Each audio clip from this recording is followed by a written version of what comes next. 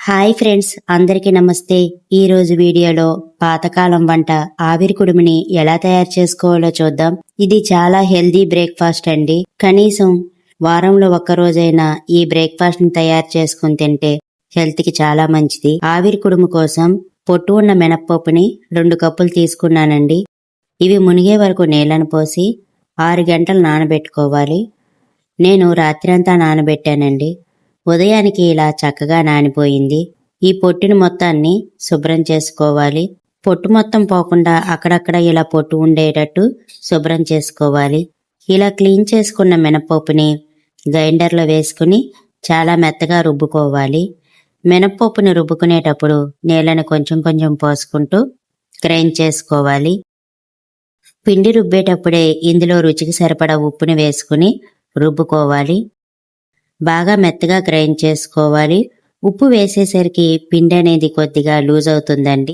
నీళ్లను తక్కువగా పోసుకుంటూ పిండిని ఈ విధంగా గ్రైండ్ చేసుకుని ఒక గిన్నెలోకి తీసుకోండి. ఈ పిండి మొత్తాన్ని ఒకసారి బాగా కలిపేసుకుని పక్కన పెట్టుకోండి. ఇడ్లీ పాత్రలో నీళ్లను పోసి మీడియం ఫ్లేమ్లో వాటర్ని బాయిల్ చేసుకోండి.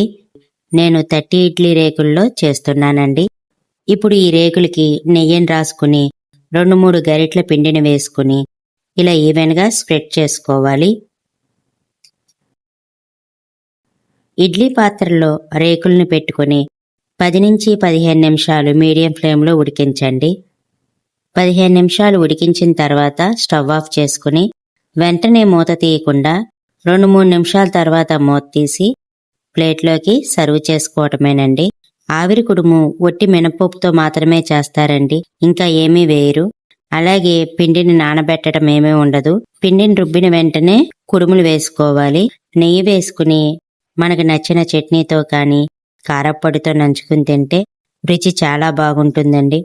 ఆవిరి కుడుము బాలింతరాలకి, పాలు ఇచ్చే తల్లులకి, మెచ్యూర్ అయిన పిల్లలకి, బలహీనంగా ఉన్న పిల్లలకి, ఆరోగ్యం బాగోక నీరసం పడిన వాళ్ళకి పెట్టచ్చు. వీడియో నచ్చితే కనుక లైక్ చేయండి ఫ్రెండ్స్. ఛానల్ సపోర్ట్ చేయండి. Thanks for watching.